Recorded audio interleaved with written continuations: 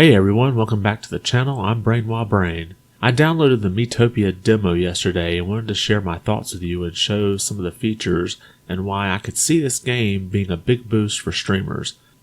But before we begin, if you like this video, be sure to give it a thumbs up. If you haven't yet, consider subscribing. This is the best way to let me know if you are enjoying the content on this channel. So let's get started. First of all, I'm going to use the footage I captured while streaming the game on Twitch. If you don't follow me there, feel free to do so. This isn't really an advertisement for my Twitch channel, but I will leave a link in the description, so if you're interested, you can check it out. Now, I didn't play the 3DS version of this game, and this is a remaster of that. It does, though, remind me of the old Street Pass Quest games on the 3DS, and I used to play those all the time when I would go to conventions. It's not nearly as popular now as it used to be, but 8 to 10 years ago, I remember sitting in a convention and waiting for an event to start, and there would be a row of 20 people, and out of that, 10 people would be having their 3DS out doing Street Pass games. It used to be extremely popular, but it's not quite so much anymore. And just a quick description of what the game is. It's a role-playing game where you use your Miis to progress through the game. So you can use your Mii as the main character, and then you can use Miis as side characters, and bosses and enemies, and so on and so forth. So when we start the game, the first thing we're met with is this notice that save data will be carried over from the demo to the full version, which is nice, so you don't lose anything. And then when you start the game, you get to choose whether you want to start from scratch in creating your Mii or choose one that you already have. So I just went ahead and selected the one that was on my Switch already. And now you get to choose which type of personality you want to have for your Mii. These seem to kind of maybe affect the game and how you react to things. I don't know if it actually makes much of a difference, but... And then here's the opening. So you can see you can start or check out Mii characters or view the full version. Now at the start of the game, you're greeted with a scene of what the story is about, and that's basically some evil guy is coming around and stealing the faces off of all of the Mii characters, which I must admit is one of the freakiest things I saw all day. But nevertheless, now you're traveling around and you run into one of these faces, and it then attaches itself to this butterfly looking like creature. And of course, like I said, the freakiest thing I saw all day, so I then ran. And this takes you to the town, and this is where you can come in and start helping the people of the town. Now, this game has an overhead map where you can move around, and that'll expand out as you go. And then there's some settings in here too where you get to change some makeup and add wigs. And I decided I would mess around with the wig setting, and that was then I think the second freakish thing I saw all day. So I very quickly took that off. Throughout the game you'll hit these little sections where you get to choose Mii characters to play and use in the game. And in here in this case, I just went ahead and accepted the ones that were already here. Later on, I'll show you some footage of what it looks like to choose other ones. But you start off in the town here, and you go through and you can talk to people, and then a scene plays out. And I'm not going to show all that here. All the faces get taken from the Mii characters, and then it's your job to then go retrieve them. Here's a look at the first boss that you run into, the Dark Lord. You can pick a Mii out of your Switch system.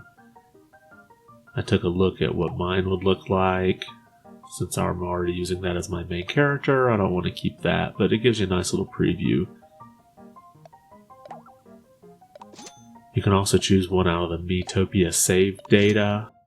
I didn't have anything else extra in there. Now you can go down here and choose Receive. And I'll look at the access key component here in a little while, but you can choose one from your friends list. You can choose one from the history, which I didn't have any in there, or you can choose out of a popular list. I guess Nintendo is populating these out from the game. Most likely these are still coming from the 3DS one. Now, I do want to show you, if you go in and do the create a character, there is an option there to do what's called a lookalike.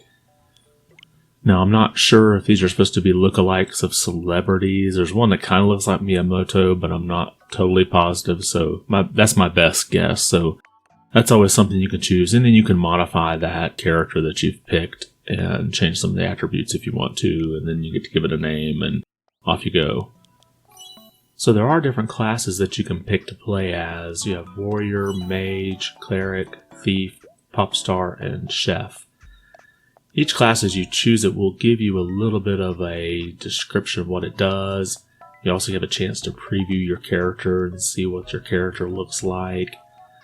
I'm not going to break down what each class does. I'm sure there's guides out there for that, but just kind of keep in mind what you might want to play as when you go in, and thinking too that you will be able to add characters to your party later on. Now I'm going to skip ahead a little bit and go a little bit further into the game after I've acquired a second character to play with. So this is what the battle looks like. You've got your character and whatever characters you may have brought with you to fight against the enemy, and in this case I decided to use the battle where I actually fought one of the bosses that has the face to rescue it. So you'll notice that the other characters you're not able to control, but your character you can. Any of the other NPCs you bring with you are just that, they're not playable. They'll kind of go on autopilot. You, however, can select between attacking and items and magic or whatever it might be for your character type.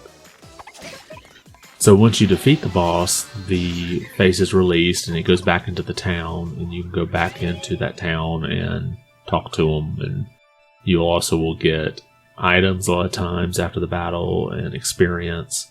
So the RPG elements are not very difficult.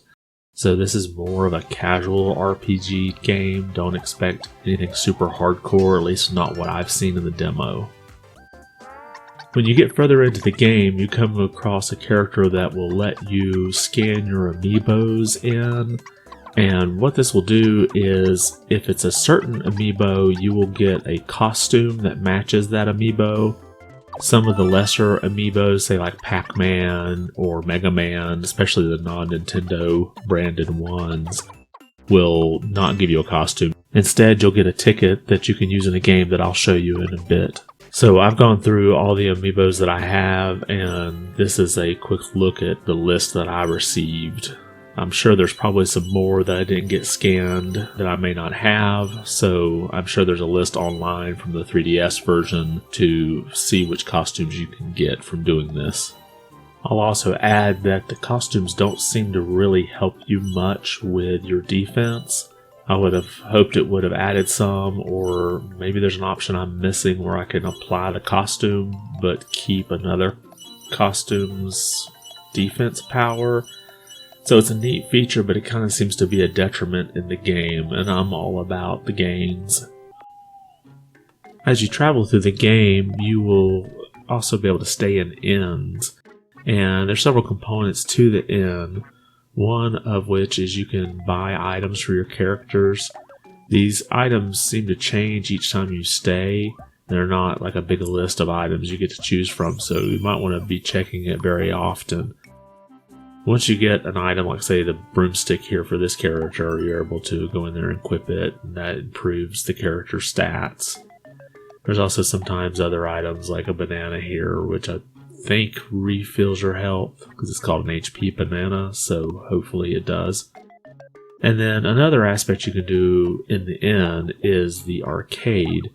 Now the arcade has a roulette area here, and basically you can use those tickets that you earned that I mentioned earlier from the Amiibos, and there's probably other ways to get tickets too. I've not got far enough into the game to see, but you can use these to get other items.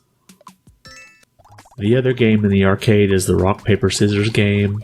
As you're well aware, it's rock, paper, scissors. If you win, you'll get 500 gold. If you win again in a row, they'll give you a chance to up that to go to 10,000, but it's if you lose, you get nothing. So, again, it's just a fun little game that you can use tickets for in order to try to get some more gold. And the last portion of the hotel that I want to talk about is the Eat Grub section. This is where you're able to feed your characters some of the foods that you pick up along the way. Now, each character has different favorites and dislikes. Once your character has eaten a certain food, it will remember whether or not it liked it or not, so just pay attention to that. And different foods feed different stats, so that's another thing to take into consideration. Now, the last feature I want to talk about in this game is the access key. This is where another user can generate an access key for their Mii, and then you can use that in your own game. I could see this being used a lot by streamers by prompting people to, hey, drop your access key in the chat and I'll use it on this new character that's being added. So it would be a really good way to interact with your viewers. You can also easily generate that access key and put it out on your social media, your Twitter, your Instagram, Facebook, whatever it might be, and people can use it that way too. And in closing, I definitely wonder how much appeal this game would have on the Switch. The 3DS version had a Metacritic score of 67, but a user score of 7.8 out of 10. So it got fairly decent reviews, but I have to wonder how much of that was based on the fact that you were picking up the Miis and Street Pass and using them in the game. Without that functionality, I'm not as sure the Switch version has as much of appeal to it too. And also at the price point of $50, that seems a little bit high. It might be something that you may want to buy if it goes on a clearance, but at this point, it's not something I plan to invest any money in at this point. Thank you for watching, and be good.